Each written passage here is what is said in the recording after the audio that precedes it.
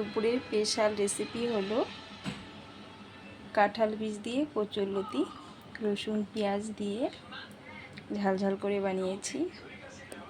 কারা কারা পছন্দ করো অবশ্যই কমেন্ট করে জানাবে।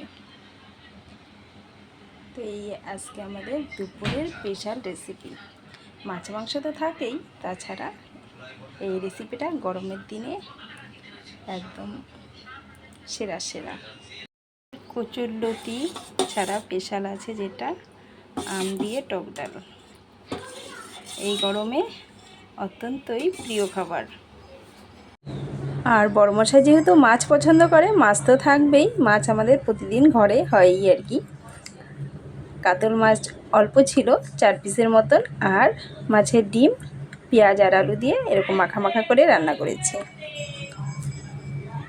শেষ পাতে আছে আমের ঘন চাটনি।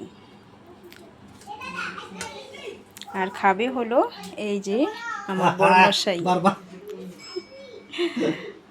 এই দেখো লিচু খাচ্ছে। তো আজকে আমাদের রেসিপি।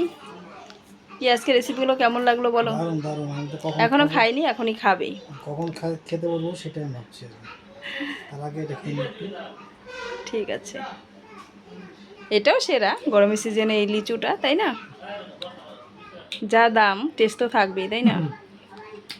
আমরা আগে গাছে থেকে পেরে খেতাম, আর এখন হলো বাজারের গাছের কেনা আর কি।